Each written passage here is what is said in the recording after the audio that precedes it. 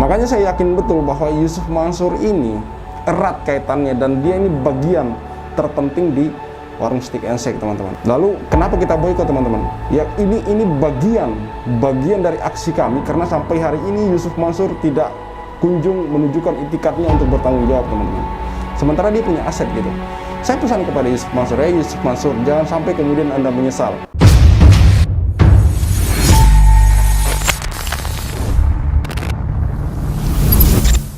Bismillahirrahmanirrahim. Assalamualaikum warahmatullahi wabarakatuh. Kembali bersama saya Rital Walid. Sudah 2 minggu lebih semenjak kemudian Pak Darso memberikan surat ke pihak warung steak berupa pertanyaan-pertanyaan klarifikasi terkait hubungan Yusuf Mansur dan warung steak.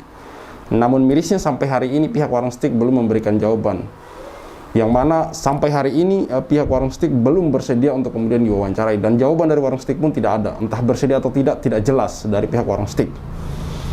Artinya apa, teman-teman? Artinya kalau menurut saya adalah kita tetap lanjutkan boykot warung steak, karena sudah jelas bahwa Yusuf Mansur dan warung steak ini jelas kaitannya, di mana di sana Yusuf Mansur seperti keterangan Bapak Iqbal, Yusuf Mansur sebagai pemodal, di mana di sana Yusuf Mansur sebagai investor gitu, bekerja sama dengan Jody Brotoseno tentunya. Dalam video ini saya akan tampilkan wawancara Pak Darso dengan korban Kaisal Mansur, teman-teman, yang mana di sini Pak Darso mewawancarai korban Kaisal Mansur ini tidak jauh dari sebuah bangunan bisnis kuliner bernama warung steak and shake, di mana di sini warung steak and shake ini yang jelas seperti yang saya katakan di awal video tadi, bahwa ini adalah kerjasama antara Jody Brotoseno dan Yusuf Mansur.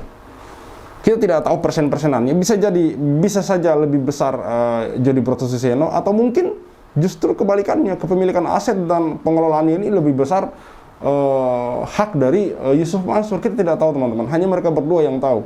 Karena terus terang seperti yang saya katakan tadi, bahwa pihak warung steak ini mau diwawancarai oleh Pak Darso pun tidak bersedia gitu. Di setiap kesempatan, di setiap video, ada banyak video menunjukkan Yusuf Mansur ini kaitannya dengan warung steak. Belum lagi kalau kita melihat pernyataan-pernyataan dari Pak Iqbal mengenai hubungan warung steak dan Yusuf Mansur ini gitu. Di beberapa video, bukan di beberapa, di banyak video, Yusuf Mansur itu banyak memakai kaos warung steak, banyak berbicara tentang warung steak. Sudah tidak kurang lagi video di mana Yusuf Mansur membicarakan tentang omset warung steak, karyawan warung steak, dan segala macam, tetap banyaknya. Makanya saya yakin betul bahwa Yusuf Mansur ini erat kaitannya dan dia ini bagian terpenting di warung steak and shake, teman-teman. Lalu kenapa kita boykot, teman-teman? Ya ini bagian dari aksi kami, karena sampai hari ini Yusuf Mansur tidak kunjung menunjukkan itikadnya untuk bertanggung jawab, teman-teman. Sementara dia punya aset gitu. Saya pesan kepada Yusuf Mansur, Yusuf Mansur, jangan sampai kemudian Anda menyesal. Bukankah PayTrend yang ditutup menjadi pelajaran buat Anda gitu? Kenapa sangat sedikit sekali cara Anda berpikir gitu? Sangat minus sekali cara Anda berpikir. Kenapa Anda masih punya harta yang banyak gitu? Kenapa tidak menggunakan itu untuk kemudian bertemu dengan para korban, mengganti rugi kalau memang Anda punya kewajiban untuk mengganti rugi? Paling tidak, paling minimal, korban-korban ini kemudian terselesaikan haknya. Jangan sampai kemudian publik ini muak, lalu kemudian memberikan sanksi sosial yang benar-benar maksimal kepada Anda gitu. Ini saya tidak tahu lagi, ini pelit yang luar biasa atau bagaimana.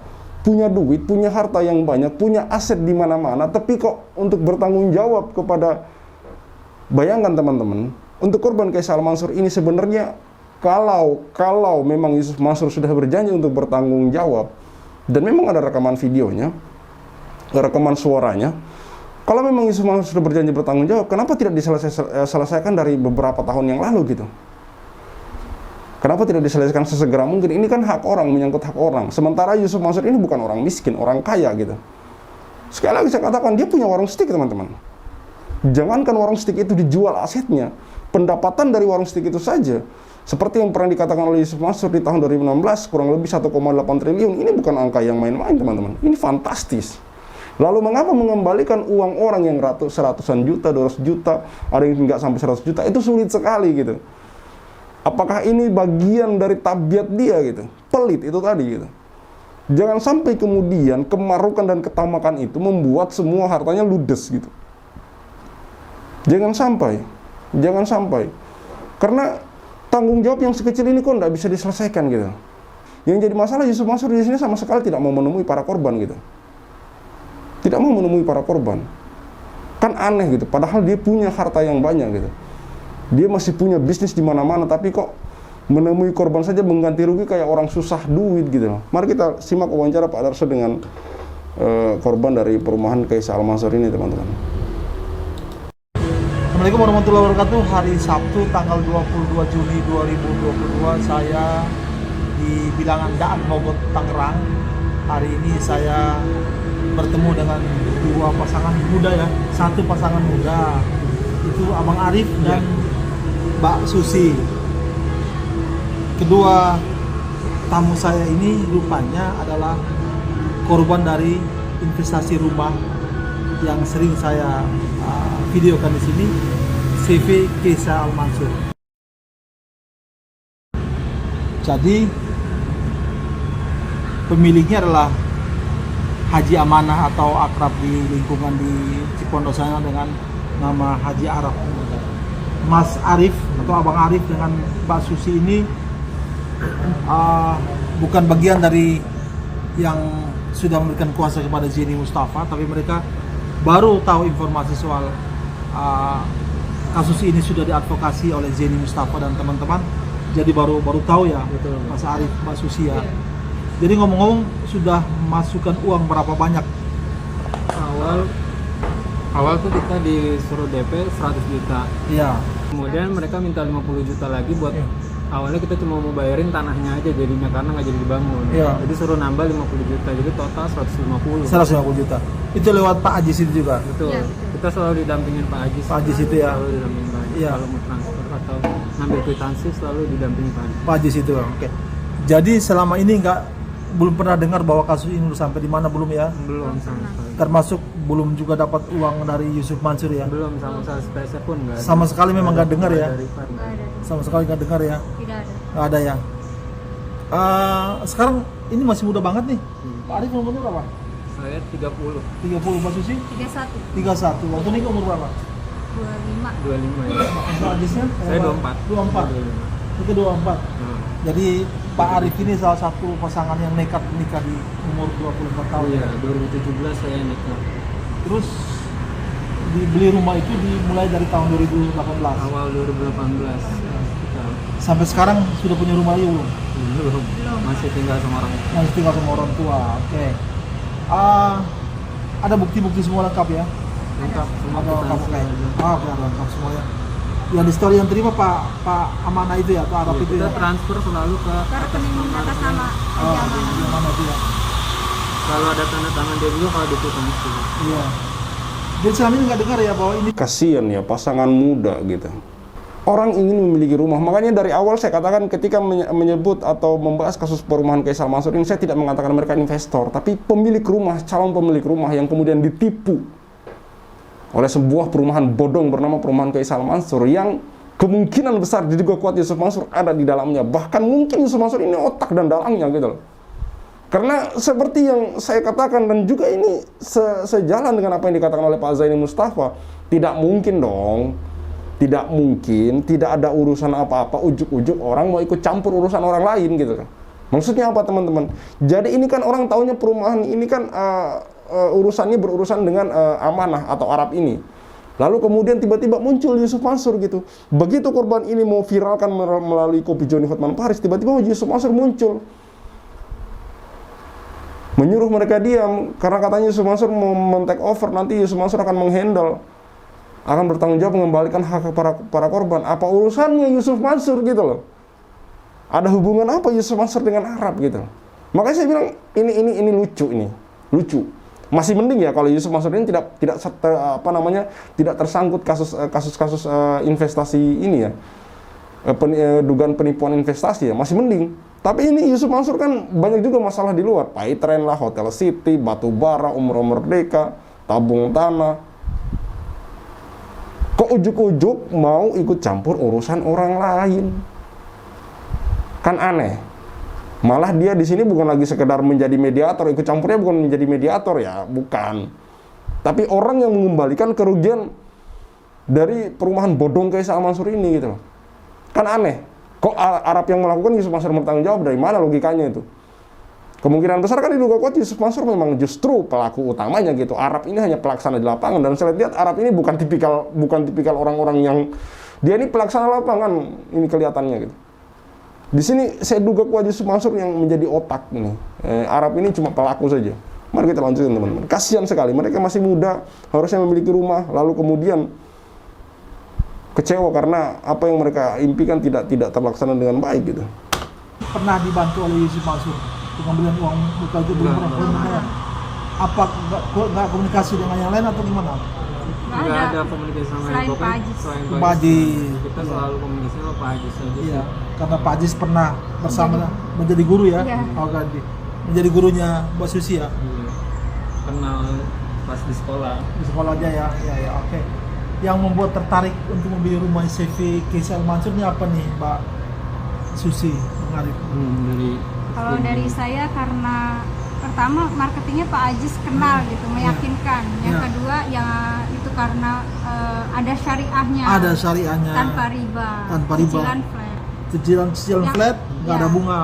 Nggak ada bunga. Dan lebih menariknya lagi DP-nya bisa dicicil karena Bisa saya muridnya Pak Ajis, Ah, jadi bisa kenalan, dicicil bilangnya karena karena kenal. Kalau Oke. yang lain katanya Kalau yang lain nggak bisa dicicil. Oke. Karena kenalan jadi Karena boleh kenalan dicicil. bisa dicicil. Jadi lagi-lagi tema syariah yang diusung oleh CV ini sehingga membuat pasangan muda ini tertarik.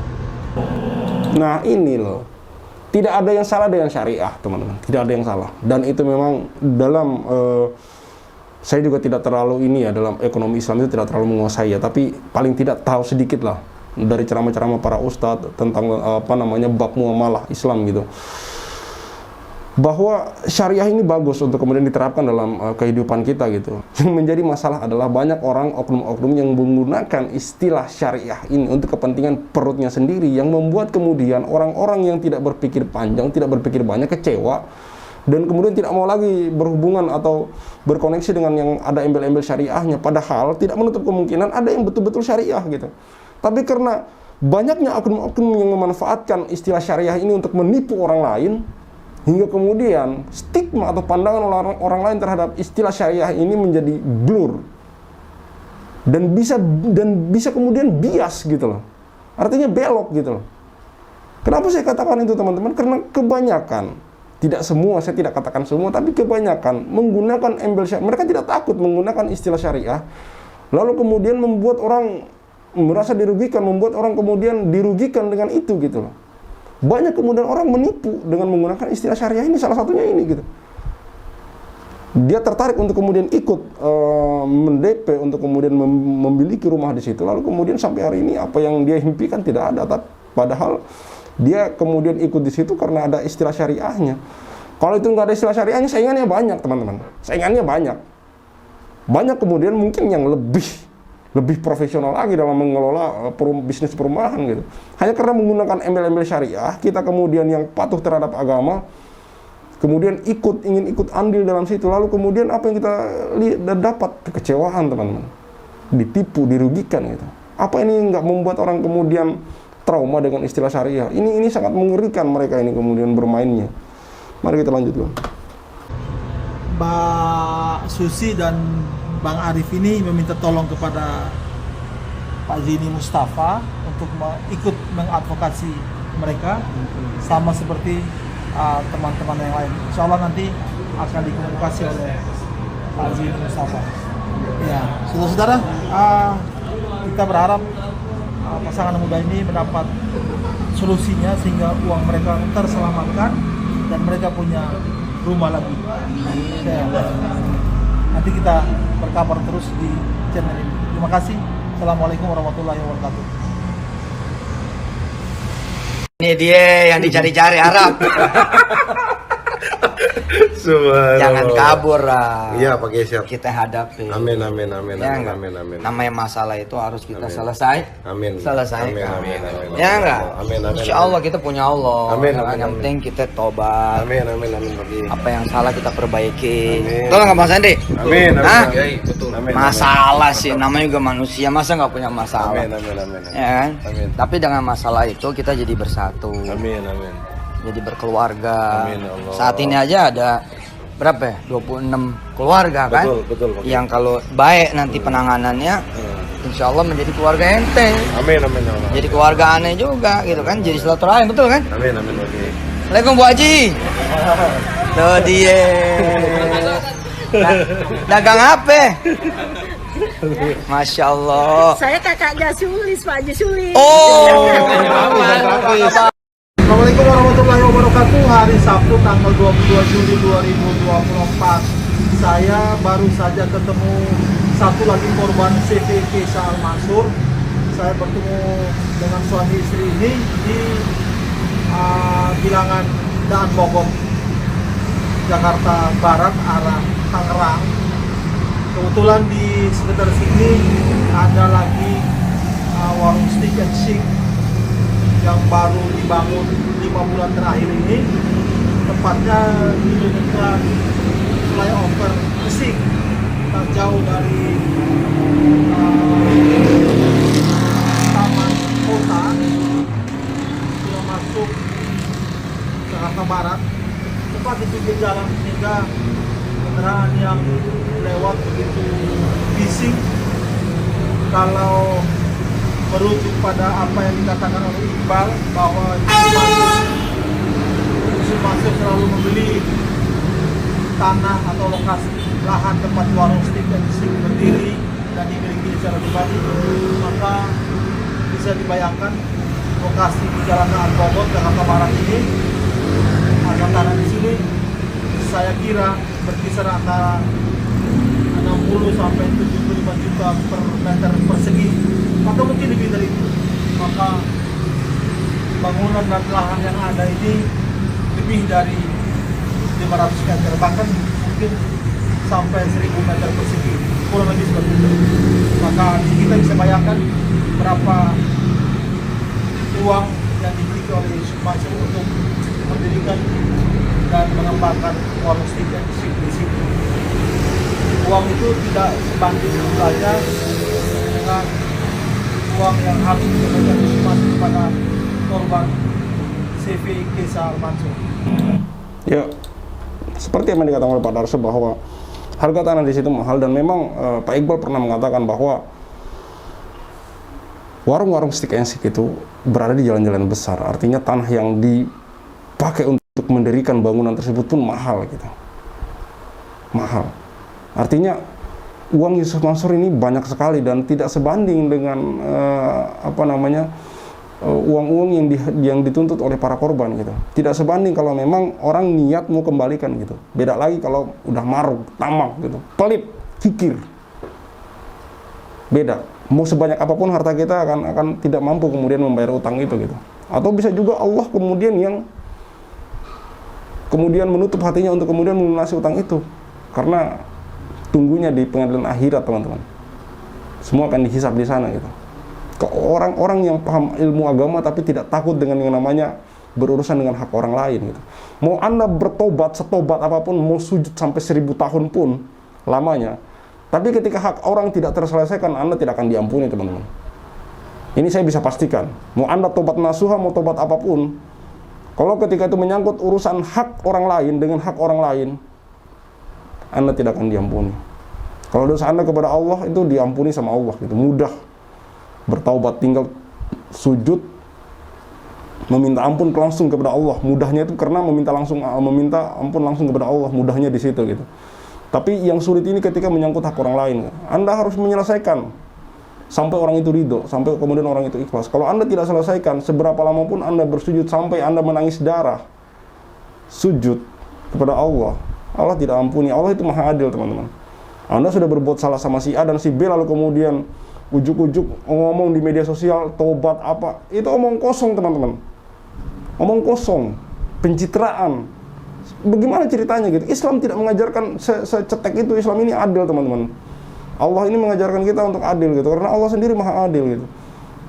Anda tidak akan diampuni ketika hak-hak orang tidak terselesaikan gitu.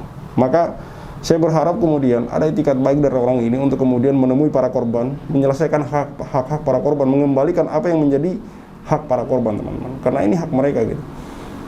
Dan kenapa kita katakan ini? Beliau bukan orang miskin, beliau orang kaya, bahkan sangat kaya raya. Boleh Anda lihat apa yang di-review oleh Pak Darso tadi, warung Stick and Stick. Harga tanahnya aja luar biasa teman-teman, belum propertinya. Belum kemudian penghasilan hariannya, bulanannya, tahunannya teman-teman. Ini nggak main-main. Artinya harusnya dia mampu untuk mengembalikan hak-hak dari para korban ini. Tapi kan memang tidak punya niat. Udah terlanjur tamak, udah terlanjur serakah gitu. Baik, cukup sekian dari saya.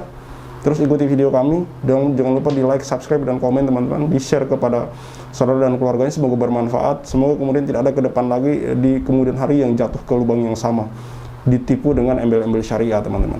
Boleh kita ikut yang kemudian ada, misalkan ada satu model bisnis yang menggunakan istilah syariah, tapi kita lihat secara teliti, kita lihat siapa yang kemudian menjalankannya, kita lihat siapa yang kemudian menjadi pemimpinnya gitu. Kita lihat orangnya, kita lihat secara teliti, sistem segala macam kita lihat.